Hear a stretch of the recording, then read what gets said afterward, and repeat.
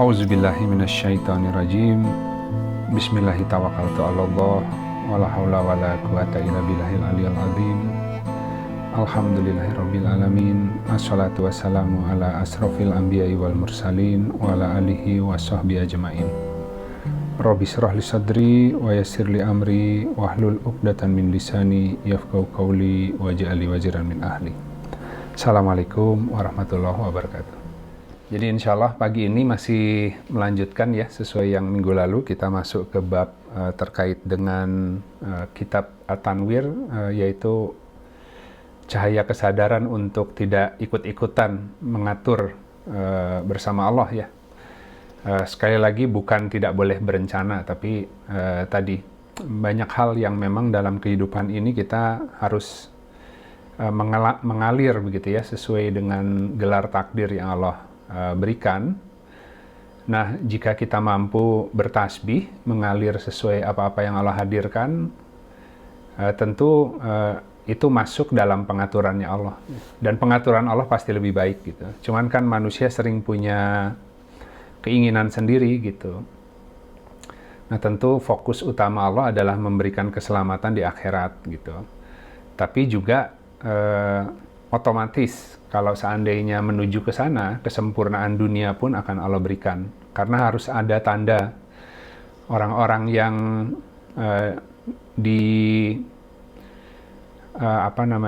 orang-orang yang kemudian Allah tentukan menjadi penghuni sorga, itu di dunianya akan Allah mudahkan dalam mengamalkan amal-amal penghuni sorga gitu. Nah, untuk bisa mengamalkan amalan para penghuni sorga, itu butuh pertolongan Allah gitu. Jadi manusia nggak punya kemampuan untuk melawan kecenderungan hawa nafsunya sendiri, tidak punya kemampuan untuk menjadi baik sendiri, kecuali dengan pertolongan Allah gitu ya. Nah, kita lihat di layar, ini di dalam kitab tersebut Ibnu Atha mengatakan demikian. Jika Allah hendak menguatkan hambanya dalam menerima sesuatu yang dia tetapkan atasnya, dia akan menyelimutinya dengan cahaya sifatnya, sehingga liputan cahayanya akan mendahului datangnya ketentuannya. Maka sang hamba jadi menggantungkan diri kepada Tuhan dan tidak bersandar kepada dirinya sendiri, sehingga kuat dan sabar dalam memikul beban gitu. Ini agak sulit ya bagi yang tidak terbiasa untuk memahami kalimat ini gitu. Jadi kalau Allah hendak menetapkan takdir tertentu atas kita, itu pasti sudah Allah ukur, sahabat-sahabat gitu ya. Dan biasanya Allah kasih kemampuan untuk bisa menghadapinya ya. Tapi orang itu harus ingat kepada Allah gitu. Jadi Allah sudah kasih dulu, kalau Allah ngasih ujian atau masalah, Allah tuh sudah siapkan kunci jawabannya sebenarnya gitu. Apa yang Allah kehendaki, cara kita menyikapi. Nah, kalau cara kita menyikapinya sesuai yang Allah kehendaki, ya ujian itu akan diangkat oleh Allah juga gitu. Jadi semua problem dalam kehidupan itu tidak Allah datangkan peristiwanya kecuali sebenarnya sudah ada jalan keluarnya gitu. Cuman jalan keluarnya itu hanya kelihatan kalau orangnya bertakwa gitu. Nah, karena sebagian besar manusia itu tidak bertakwa, maka jarang yang memperoleh jalan keluar dari sisi Allah ya. Biasanya jalan keluarnya dari kesulitan berusaha sendiri ya, mencari berbagai solusi yang sifatnya mungkin horizontal. Tapi nanti ketika sudah mentok semua solusi horizontal yang mengandalkan makhluk, mengandalkan sarana, mengandalkan sebab akibat, baru di ujungnya dia menyerah dan baru mulai menyeru Allah dengan jujur gitu. Nah, setelah itu baru dia bisa melihat bahwa oh ternyata nggak serumit yang dibayangkan gitu. Tapi kadang-kadang orang sampai menuju titik itu belum tentu semuanya sampai. Sampai mati orang akan mengandalkan upayanya sendiri biasanya gitu. Makanya di sini dikatakan kalau Allah sudah memberikan kemampuan itu, maka dia akan lebih bergantung kepada Tuhan ketimbang bergantung kepada dirinya sendiri gitu ya. Nah, itu yang membuat mereka kemudian kuat dan sabar dalam memikul semua peristiwa yang Allah hadirkan. Karena sebenarnya itu sudah ada takarannya, nggak akan melebihi batas ya. Khususnya bagi orang beriman. Kalau orang yang tidak beriman bisa melebihi batas sebenarnya ya. Karena itu memang jaminan Allah bagi orang beriman gitu. Tapi yang tidak beriman akan ditimpa berbagai hal yang kemudian itu membuat mereka bisa stres lah begitu ya. Bisa stres, bisa putus asa. Tapi kalau orang beriman putus asa artinya imannya yang harus diperbaiki gitu. Nah, kita sambil jalan kita lihat. Jadi di minggu lalu ini kita baru masuk bab 1 ya, minggu lalu terkait pengantar. Nah, bab 1 ini tentang berserah diri dan tidak ikut mengatur. Jadi ada 3 poin di sana terkait dengan Allah memberi kekuatan pada hamba dalam menerima kehendak. Kemudian yang kedua ini saya udah pernah sampaikan dalam kajian terpisah, 10 sebab yang membuat seorang hamba bisa bersabar dalam menerima ketentuan. Dan yang ketiga adalah menerima ketentuan Allah sepenuhnya gitu ya. Nah, kita lihat di bawah ada kalimat juga dari Ibnu Athaillah. Agar ujian terasa ringan, engkau harus mengetahui bahwa Allah lah yang memberimu ujian. Zat yang menetapkan beragam takdir atasmu adalah zat yang selalu memberikan pilihan terbaik. Nah, ya jadi ujian itu Allah yang kasih, sahabat-sahabat. Jadi kita kalau mau keluar dari ujian ya harus lewat Allah gitu. Karena ujian pun sebenarnya Allah bukan hanya ngasih ujian tanpa sebab. Kan ujian itu menjadi sarana untuk memperoleh hikmah gitu ya.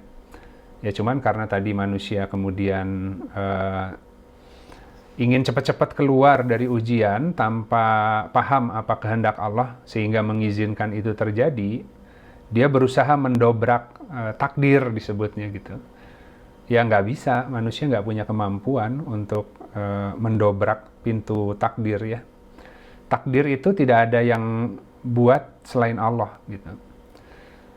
Kalau alam syaiton itu nggak bisa bikin takdir, tapi merusak takdir. Gitu. Jadi takdir yang Allah berikan, kemudian mereka merusak dengan berbagai was-was, ketakutan, ditiup-tiupkan kepada kita, gitu ya. Nah, sehingga hawa nafsu juga sama, gitu. Punya kecenderungan dengan ujian yang Allah kasih, alih-alih memperoleh pengajaran, malah makin berantakan hidupnya, gitu.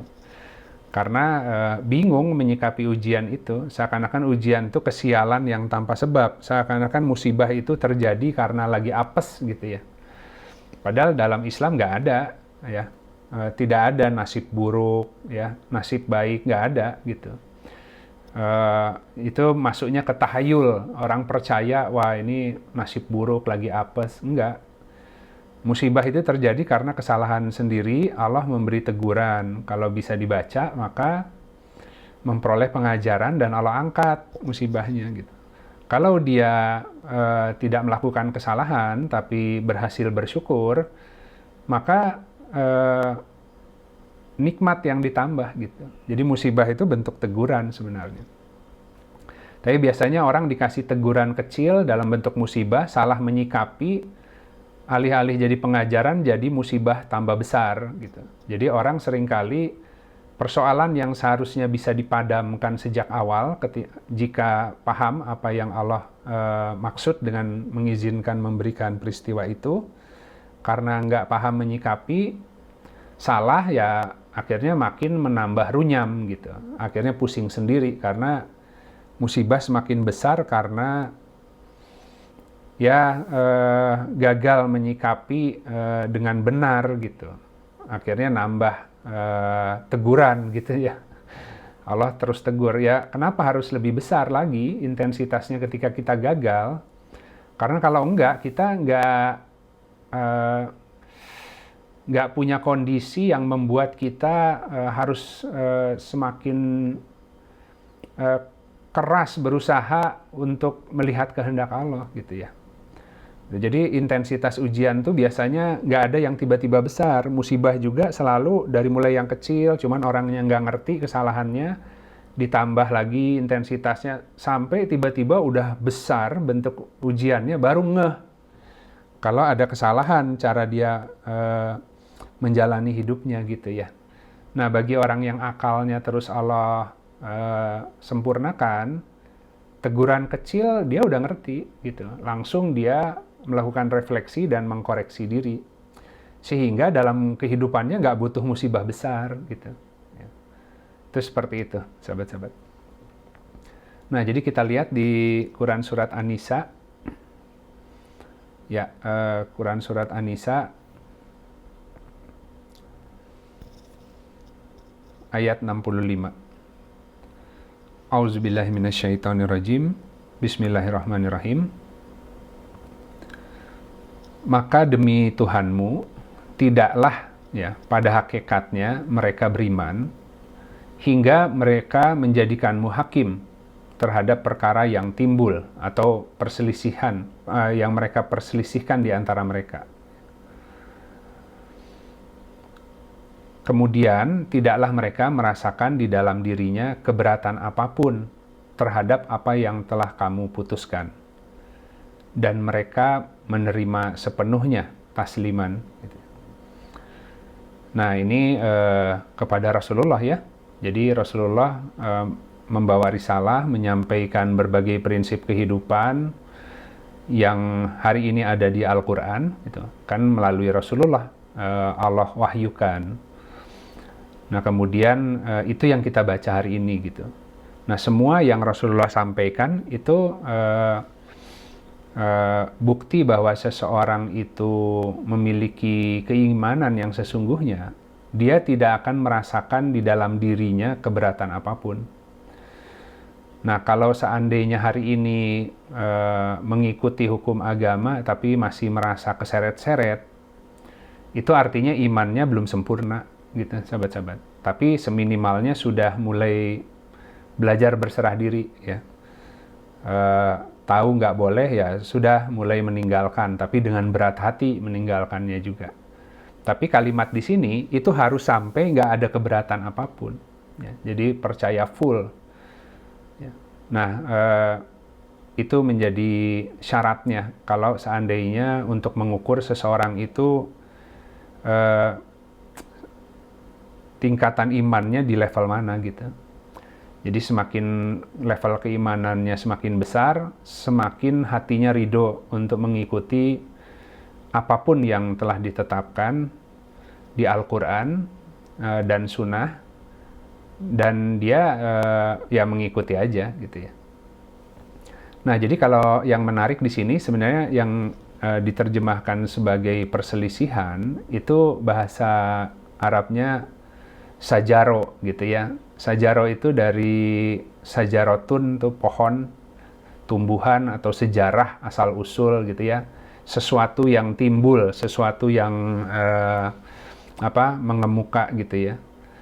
Nah, jadi di ayat ini disampaikan bahwa akan timbul banyak perselisihan ya. Tentu semakin jauh dari Rasulullah, semakin agama jadi sulit dipahami gitu. Ya. Nah, karena kita hidup di zaman yang jauh dari Rasulullah, maka tadi agama itu multitafsir jadinya gitu. Nah, multitafsir itu yang repot adalah yang menafsirkan hasil tafsirnya itu akan sesuai dengan keadaan hati, sahabat-sahabat. Jadi kalau seandainya masih bercokol banyak penyakit hati, hawa nafsu, ambisi duniawi, maka dalam menafsirkan ayat-ayat Al-Quran itu akan terkontaminasi dengan si hati yang terkotori itu gitu. Sehingga nanti rumusan-rumusan prinsip yang keluar tuh jadi distorsi gitu. Makanya kalau hari ini kita lihat banyak kelompok yang berdebat, ribut ya terkait persoalan agama gitu. Itu jadi karena zaman berubah, maka fikihnya pun perlu dikembalikan ke asal usulnya ya, usul fikihnya harus hadir para mujtahid yang baru ya, yang tentu dibimbing ya. Nah, karena zaman sudah berbeda dengan zaman yang dulu gitu. Inovasi teknologi, model-model cara orang berkehidupan, mata pencaharian itu berkembang terus gitu. Kalau zaman dulu ya hanya ada pertanian, peternakan gitu. Sekarang jasa aja nggak terhitung jumlahnya ya, macam-macam profesi gitu. Nah sehingga dalam berkehidupan hari ini banyak hal-hal yang orang bingung mencari panduannya yang mana gitu ya. Jadi makanya sering orang bertanya kalau misalkan profesi seperti ini boleh nggak? Kalau ini ada bank itu boleh nggak? Ini riba atau tidak gitu kan ya? Banyak instrumen baru yang hadir gitu. Nah biasanya orang berselisih pendapat. Ada ulama yang ya bukan ulama lah ya. Ada para ustadz yang kemudian ya inilah ya apa namanya. Ya banyak perbedaan pendapat lah ya, ada yang mendukung, ada yang tidak, ada yang keras, ada yang moderat. Kita jadi bingung, ini sebenarnya yang benernya gimana gitu, itu boleh atau enggak sih? Ya, kemudian kalau boleh, seperti apa nih rambu-rambunya gitu ya, karena model semakin banyak ya. Nah tapi tadi kita harus bertakwa kembali ke Al-Quran agar Allah mengajari gitu. Jadi terlepas dari fatwa yang beredar, pada akhirnya setiap orang harus mohon ke Allah ketika ada kebingungan ya. Kata Ustadz A begini, Ustadz B begini, Ustadz C begini. Oh kok saya jadi bingung gitu ya. Baca Al-Qurannya, baca hadisnya. Kalau nggak paham, bingung, berdoa mohon ke Allah ya. Kalau ini tidak baik mohon dijauhkan gitu.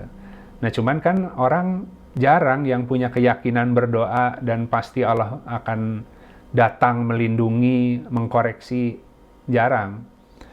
Karena nganggap doa itu hanya formalitas gitu ya. Padahal ketika hati kita sedang bingung dan meminta ke Allah, Allah itu cepat sekali gitu. Cuman ya itu tadi butuh komunitas yang tepat agar bisa sharing pengalaman. Karena kalau enggak orang kurang banyak referensi kisah gitu ya. Nah itu pentingnya berjamaah jadi lebih mudah gitu. Nah jadi perselisihan yang timbul itu karena ya banyak persoalan-persoalan baru yang kemudian dalam mengambil pendapat itu hati yang mengeluarkan pendapat beda-beda. Ustadz juga nggak sama, ya.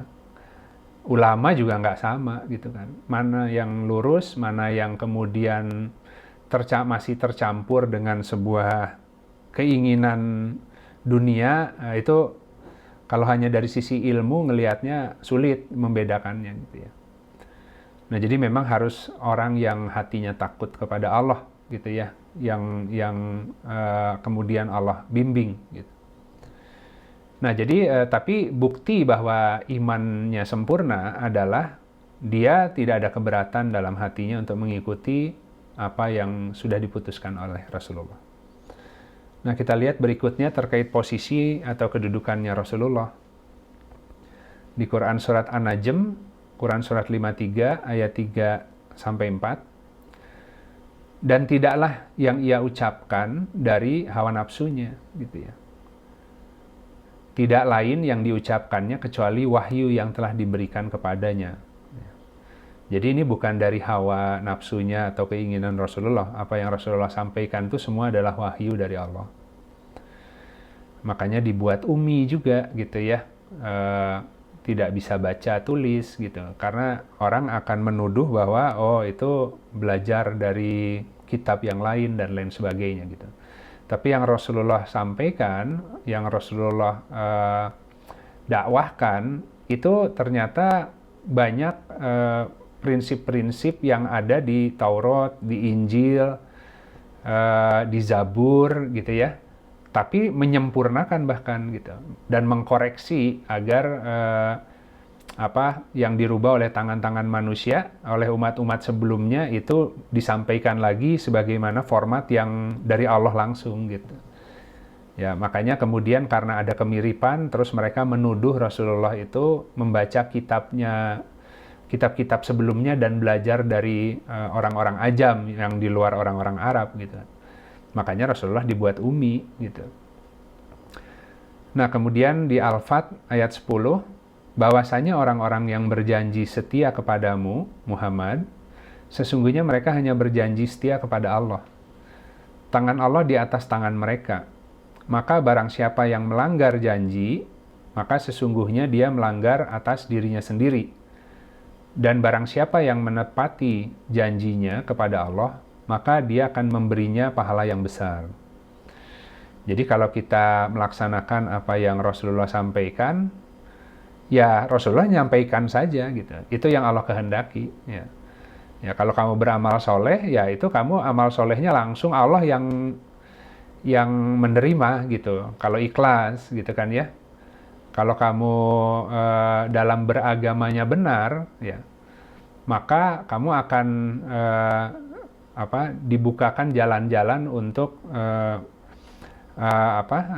jalan-jalan terbaik di dunia dan akan mengenal Allah gitu. Kalau beragamanya ikhlas, tapi kalau beragamanya karena hal lain, karena ingin ada pandangan pengakuan manusia, ya enggak gitu. Atau misalnya beradu unggul, ingin kelihatan orang pandai, ingin dihormati, ya enggak gitu ya.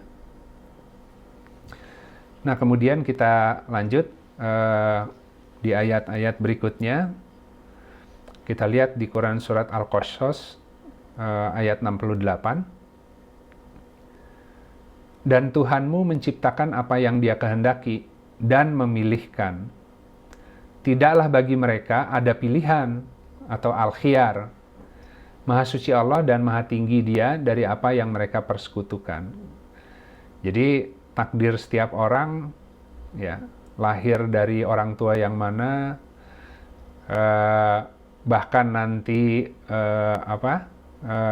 rangkaian takdirnya itu sebenarnya karena Allah yang menciptakan dan Allah yang memilih. Bagi setiap orang ada pasangan terbaik, ya dia harus mengikuti itu gitu. Sebenarnya tidak ada pilihan bagi manusia itu ya. Tapi kalau orang nggak mengikuti, maka hidupnya jadi akan serba sulit gitu. Jadi ya ada pilihan, tapi pilihan menuju kesulitan gitu ya. Nah, tapi kalau mau hayatan thayyibah, maka tidak ada pilihan. Karena itu Allah yang mendesain track terbaik bagi setiap orang, dimulai dengan menyikapi kehidupan hari ini dengan penuh syukur. Nah, di An-Najm, ayat 24 dan 25, atau apakah bagi manusia apa yang ia inginkan atau cita-citakan, gitu ya. Maka bagi Allah lah segala akhiran dan awalan, ya. Ya semua sudah Allah yang ngedesain ya. Dunia dan akhirat Allah yang punya gitu. Ya Allah akan memberikan sesuai dengan ya kehendak Allah ya. Tapi kehendak Allah itu sudah ada pengaturannya sebelumnya gitu ya. Jadi Allah tidak merubah-rubah gitu ya. Tapi sudah memberikan kalau mengikuti jalan yang lurus, Shiratal Mustaqim setiap orang, maka akan memperoleh yang terbaik bagi setiap orang. Nah, kalau nggak ngerti, tanya ke Allah di mana itu gitu ya. Jadi sudah fix rizki-rizkinya itu. Karena kalau nggak fix, orang jadi kayak harus mencari sana sini. Ini nggak, ini sudah ada, cuman gimana caranya bergeraknya ke arah situ, itu aja gitu. Sama kayak tadi, Allah kasih ujian, udah Allah kasih jawaban terbaiknya gitu. Nah, cuman kisi-kisinya nggak kelihatan, kecuali bagi yang takwa.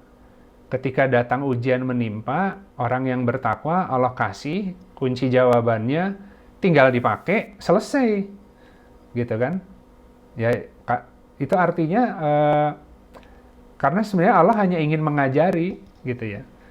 Ya, kalau dia berhasil memperoleh kunci jawaban yang dari sisi Allah, kemudian dia pakai dan berhasil, tambah yakinnya ke Allah kan. Tapi karena nggak menempuh itu, dia mencari peruntungan melalui jalan dunia yang kemungkinannya 50-50. Kadang berhasil, kadang enggak gitu. Jadi akhirnya keyakinan kepada Allahnya juga ya nggak pernah bulat gitu. Nah, kemudian kita lihat hadis ya, hadis riwayat Muslim dari Al-Abbas bin Abdul Muthalib bahwa ia pernah mendengar Rasulullah Shallallahu Alaihi Wasallam bersabda, telah merasakan manisnya iman orang yang ridho dengan Allah sebagai Rob, Islam sebagai agama, dan Muhammad sebagai Rasul. Kemudian di hadis yang lain, Nabi Shallallahu Alaihi Wasallam bersabda, sembahlah Allah dengan penuh keridoan. Jika tidak mampu, maka dengan kesabaranmu menerima apa yang kau benci, maka engkau akan memperoleh kebaikan yang banyak. Gitu. Ya, jadi kalau ridho itu lebih mudah sebenarnya. Tapi kalau orang belum bisa ridho, ya dengan kesabaran menahan sesuatu yang tidak kita sukai, yang sebenarnya mengandung banyak kebaikan gitu. Ini kalau orang Allah rahmati akan selalu begini. Tapi kalau yang dibiarkan ya dibiarkan aja sesuai dengan maunya gitu ya. Nah, kita lihat di sini terkait dengan kalimat di atas ya, yang hadis riwayat Muslim, orang yang ridho Allah sebagai Rob. Jadi kuncinya ridho, sahabat-sahabat. Nah, kalau kita lihat, ridho itu nggak gampang. Jadi kita lihat dari atas ya. Untuk manusia bisa ridho, dia perlu ilmu atau pengetahuan, ya, atau pemahaman. Ya. Gimana orang bisa ridho kalau nggak paham, gitu ya. Jadi kalau dia paham, pasti dia bisa ridho, gitu ya. Karena ngerti maksud Allah mengatur sedemikian bagi setiap orang, gitu. Maka ridho, gitu. Nah, untuk bisa paham, itu perlu iman, perlu cahaya. Jadi ini bukan pemahaman yang intelektual logika, ya. Karena kita juga banyak melihat orang yang nggak kurang pendidikan agamanya, nggak kurang pendidikan umumnya, gitu ya. Tapi tadi nggak bisa ridho dalam kehidupan, gitu ya. Nah, untuk bisa beriman itu perlu kedekatan, gitu ya. Karena kan iman adalah sarana yang Allah kasih bagi orang-orang yang ingin mendekat. Kalau nggak ada keinginan mendekat ya buat apa dikasih iman? Karena fungsi iman itu untuk supaya bisa beramal soleh, kan seperti itu. Nah, jadi untuk memperoleh iman perlu kedekatan. Untuk bisa dekat perlu pertolongan. Ya. Jadi manusia nggak bisa mendekat ke Allah kecuali Allah yang tolong untuk mendekat. Gitu. Nah, untuk supaya memperoleh pertolongan harus butuh. Gitu. Nah, kan manusia sering nggak butuh kepada Allah. Gitu. Kecuali hidupnya udah mentok. Ya. Udah mentok, cari solusi sana-sini nggak berhasil, baru butuh Allah. Gitu. Padahal kalau sejak awal kebutuhan terhadap Allah melebihi dari butuhnya kepada yang lain, ya. Karena kan syirik itu kan tadi lebih mengandalkan yang selain Allah, ya, mengandalkan Allah dan yang lain gitu. Padahal sebenarnya kan etikanya nggak gitu, mengandalkan Allah semata-mata gitu. Ikhtiarnya ke yang lain, tapi itu bentuknya ikhtiar aja gitu ya. Kalau nggak di situ solusinya, ya cari yang lain. Ya Allah, saya sudah coba ikhtiarnya, kelihatannya bukan di situ Allah naruhnya, ya pindah lagi. Jadi dia nggak kecewa juga orang mau nolong atau enggak ya. Dia nggak bergantung kepada makhluk gitu. Nah itu sahabat-sahabat, jadi kalau manusia nggak punya kebutuhan, dia tidak akan menyeru dengan jujur gitu. Makanya kan mohonlah pertolongan Allah dengan sabar dan sholat gitu. Ya, jadi ketika orang ditimpa banyak problem dalam kehidupan, sudah mentok sana-sini, baru timbul kebutuhan. Aduh, ya Allah, kalau nggak Allah yang nolong, gimana nih, gitu kan ya. Nah, itu baru jujur hatinya tuh minta, gitu ya. Karena selama ini merasa mampu sendiri atau tenanglah, ada si A, ada si B, masih bisa ini. Banyak, alternatifnya gitu ya, saingan Allah itu gitu. Jadi, padahal yang harus jadi pemeran utama, wakil utama, ya, wali utamanya adalah Allah gitu.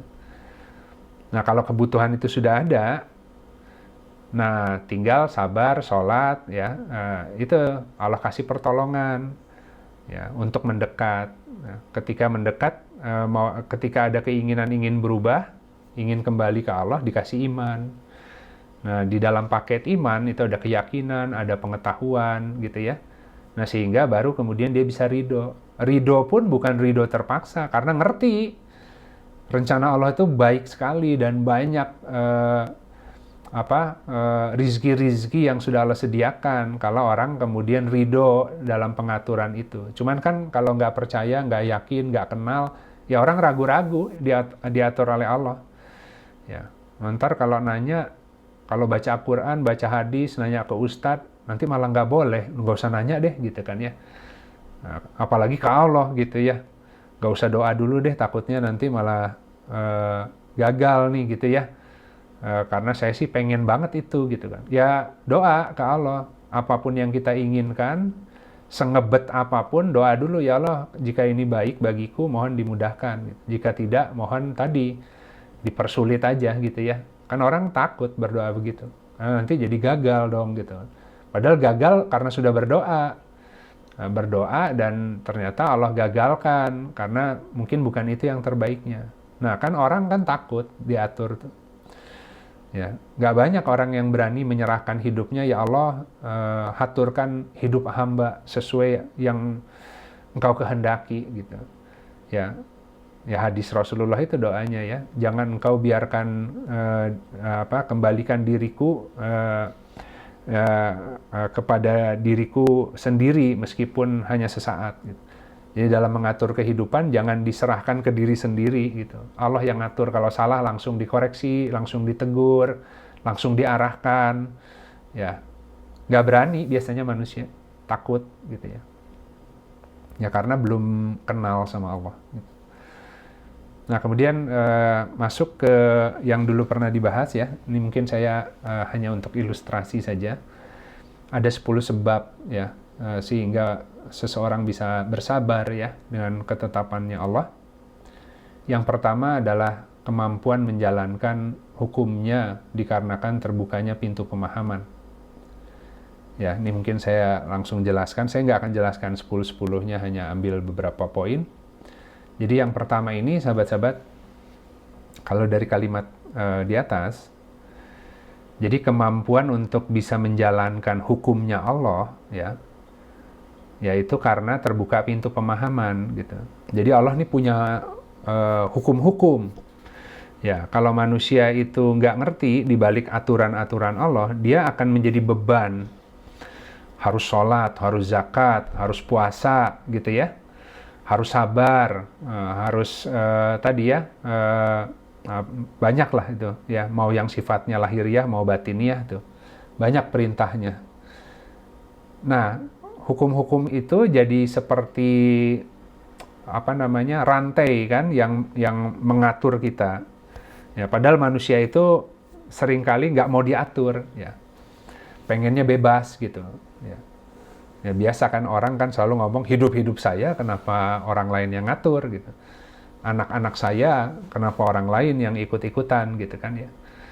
Nah, ya tentu kalau ke Allah tidak demikian ya. Gitu. Hidup kita ini kan milik Allah, bukan punya kita. Gitu. Allah yang menciptakan, Allah yang memilih, Allah yang mengaturkan semua untuk kita, gitu kan, dengan hukum-hukumnya, gitu. Nah, jadi tadi kenapa mereka kemudian mampu menjalankan hukum Allah itu dengan sukarela, ya? Karena di balik hukum ada hikmah, gitu. Oh, itu toh kenapa manusia harus sholat. Oh, itu toh kenapa manusia harus puasa. Oh, itu toh kenapa manusia harus sedekah, ya. Karena kekikiran dalam diri manusia itu seperti cancer ya.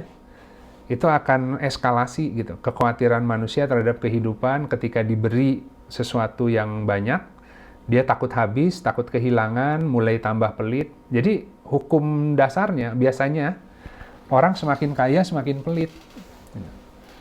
Ya. Ya. Jadi sementara kalau orang-orang yang mengandalkan makhluk tuh, pasti kan nyarinya investor, orang kaya, wah dia mah uangnya banyak, mungkin bisa bantu. Padahal hukum dunia itu makin kaya orang makin pelit gitu. Ya, yang justru royal justru yang ya pas-pasan juga karena empatinya tinggi, dia ngerti. Kalau orang susah saya juga ngerasain, saya juga pengen bantulah gitu ya. Tapi kalau orang makin sukses, makin kaya, yang tidak Allah lindungi ya, Allah berkahi ya, itu umumnya hatinya semakin kikir gitu ya. Nah karena dia menganggap hidupnya sukses, orang lain malas, orang lain gagal, jadi dia berhak untuk ngatur orang lain gitu. Padahal di Al-Quran sedekah tadi ya, perkataan yang baik dan memaafkan lebih baik daripada sedekah yang diiringi perkataan yang menyakitkan. Nah kalau orang kaya, sukses, bantu orang, seringkali ketika membantu karena merasa diri lebih baik, terus ngasih nasihat-nasihat yang ya wejangan-wejangan yang nggak perlu sebenarnya gitu ya. Ya, makanya kalau jadi orang tuh harus profesional, kerja harus baik, seperti saya lah gitu ya. Itu seringkali ada ujub seperti itu. Gitu. Nah makanya yang pertama, mereka mampu untuk menjalankan hukum karena ngelihat, oh kenapa harus sedekah, harus sholat, dan sebagainya. Selama itu masih hanya jadi kewajiban, hukum-hukum, orang akan berat menjalani ibadah. Tapi kalau hikmah di balik kurban, hikmah di balik puasa, hikmah di balik sabar, ya, hikmah di balik sholat, itu tahu, dia jadi semakin mengenal Rob. Ya, yang butuh sholat tuh bukan Allah, ya, manusia. Yang butuh sedekah itu, ya yang bersedekah. Ya. Allah mah nggak butuh rupiah. Ya. Jadi justru supaya rizkinya dibersihkan, pikirannya dibersihkan, hatinya dibersihkan dari kekikiran, dia harus ngeluarin zakat gitu, supaya dia Allah jaga terus gitu, dan harta yang bersihnya pun Allah jaga gitu. Tapi kalau nggak dikeluarin, itu akan menggerogoti itu si hawa nafsu, syahwat, karena melekat, semakin melekat gitu. Nah ketika dia ngerti, oh semakin mengenal gitu ya. Kalau nggak sholat, ya repot kan. Dari pagi sampai malam menghadapi problem dunia sendirian gitu. Tapi kita ikhtiar dari subuh sampai zuhur, kita ikhtiar menggunakan yang terbaik, apa yang kita mampu laksanakan hari ini dengan berbagai problem yang ada. Nah, nanti ketika sholat zuhur, kita kembali lagi ke Allah ya. Ya Allah, tadi dari pagi sampai ke sholat ini, itu yang mampu saya lakukan. Ya, jika ada hal yang salah, jika kurang tepat, mohon diberikan petunjuknya gitu. Kan ihdinas siratal mustaqim mintanya. Nah, setelah sholat nanti, jadi kalau urusan hari itu hanya mengandalkan usaha diri sendiri repot, makanya harus mengandalkan sholatnya agar dikasih jalan keluar. Ya, jadi urusan yang tadi itu sebenarnya Allah hanya minta kamu lakukan ini gitu, sedekah ke sini, nanti yang lain Allah yang beresin, kan bisa begitu. Nah itu yang pertama, sahabat-sahabat. Kemudian yang kedua, kemampuan menghadapi ujian dikarenakan karunia. Tadi Allah ngasih iman, baru ujian gitu ya. Baru, jadi gini, tidak seseorang mengatakan beriman kecuali kami uji gitu. Ya, jadi kalau misalkan kalau orang nggak beriman tuh nggak ada ujian sebenarnya, ya, yang ada musibah gitu.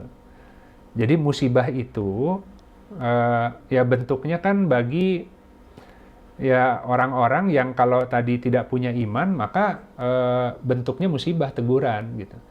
Tapi yang punya iman ya ada yang bentuknya ujian dan ada juga yang bentuknya musibah gitu. Kalau dia melakukan kesalahan padahal dia sudah diberi iman, maka Allah akan tegur juga dalam berupa musibah. Tapi dia nggak melakukan kesalahan apapun, tapi kenapa tetap ada ujian? Ya karena beda fungsi ujian dan musibah gitu. Jadi kalau tadi kan kalau orang dikasih iman nambah sama Allah, ya itu Allah harus kasih ujiannya gitu.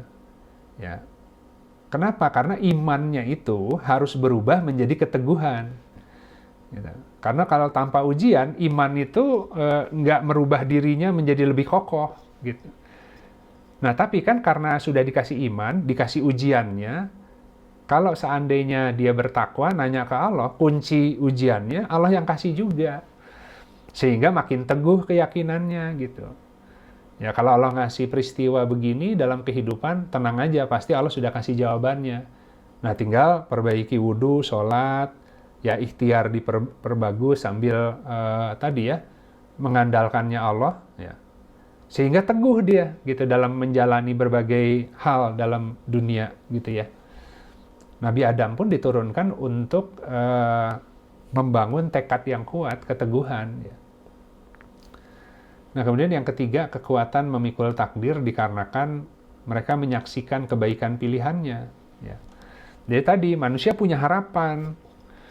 Pengennya gini, ya, rencana hidupnya begini. Wah, enak ya kalau bisa jadi seperti itu. Pengen rasanya seperti itu.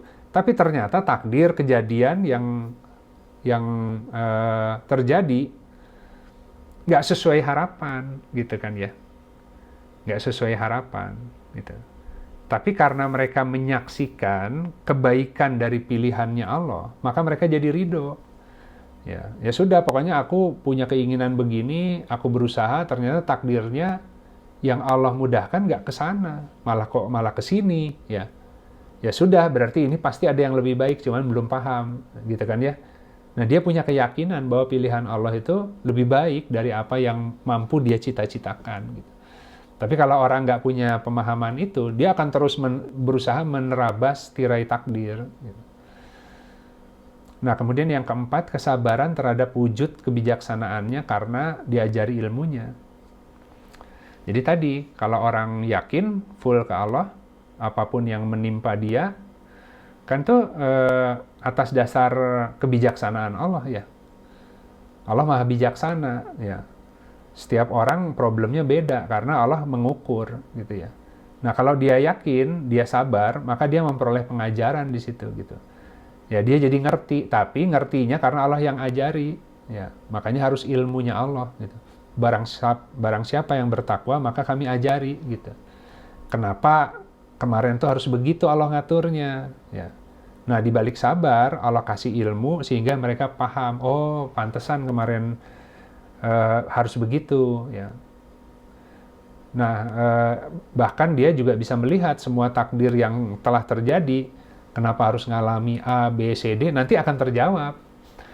Oh, ternyata luar biasa ya, oh, kalau nggak diatur gitu, wah, mungkin nggak sampai ke titik ini hari ini gitu ya. Nah, akhirnya dia tidak... ya semua takdir itu dia syukuri akhirnya gitu. Ya. Waktu menjalankannya sih berat ya, karena belum paham kan. Tapi belakangan tadi karena semakin yakin, nah semakin sabar, ya Allah ajari dengan melalui ilmunya. Gitu. Nah itu mungkin sahabat-sahabat, jadi yang hari ini bisa didiskusikan terkait dengan berserah diri kepada Allah ya sekalian ya. Baik sahabat sekalian, terima kasih. Jadi ya sifatnya materi kajian Rabu itu hanya pengantar, tapi yang jadi testimoni ini yang sebenarnya saya cukup senang ya, karena mungkin kajian Rabu bukan dominan kajian keilmuan ya, tapi bengkel hati mungkin ya buat kita semua untuk membangun keyakinan gitu. Jadi yang paling penting adalah tentu ikhtiar secara ilmu lahiriah, secara perencanaan kita lakukan, tapi ingat bahwa di balik itu semua juga harus membaca. Kita harus cross-check ke Allah, apakah rencana yang saya buat ini sudah yang terbaik ya Allah, jika ada yang kurang, mohon Allah yang mengkoreksi. Ketika di lapangannya Allah koreksi, ingat bahwa kita sudah berdoa kepada Allah, ya meskipun ini tidak sesuai dengan rencana awal kita, yakin pasti ini lebih baik, karena kita sudah bertanya dulu. Jadi kita tuh sudah menitipkan urusan dari awal. Gitu. Jadi biasanya manusia itu berdoanya mepet. Ketika udah terjerumus dalam sebuah problem, baru dia nyeru Allah gitu. Kan lebih baik dari awal. Ya, istilahnya gini, kalaupun kita kepleset pun karena dari awal udah nanya ke Allah, Allah yang akan jamin mengeluarkan dengan mudah gitu. Jadi nggak akan kecewa lah insya Allah bagi siapapun yang hatinya sudah mampu untuk bertanya ke Allah untuk semua hal dalam kehidupannya. Tidak harus yang besar-besar, justru kehidupan kita itu akan berubah dari amal yang kecil-kecil, sahabat-sahabat. Kita harus nanya ke Allah dari hal yang tampak sepele justru. Ya, Allah yang maha tahu segalanya gitu. Baik sahabat-sahabat, alhamdulillah terima kasih atas diskusinya, atas testimoninya. Tentu saya sendiri yang menyampaikan materi kan nambah keyakinan karena mendengarkan bagaimana sahabat-sahabat pun tadi ya menyuruh Allah dan Allah menjawab dengan sesuai kebutuhan sahabat-sahabat. Gitu.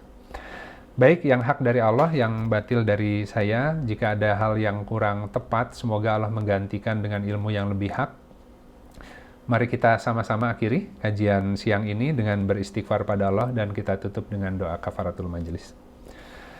Astaghfirullahaladzim, alladzi la ilaha illa huwal hayyul qayyum wa atubu ilaik. Subhanakallahumma rabbana wa bihamdika asyhadu alla ilaha illa anta astaghfiruka wa atubu ilaik. Subhana rabbika rabbil izzati amma yasifun wa salamun alal mursalin walhamdulillahi rabbil alamin. Wassalamualaikum warahmatullahi wabarakatuh.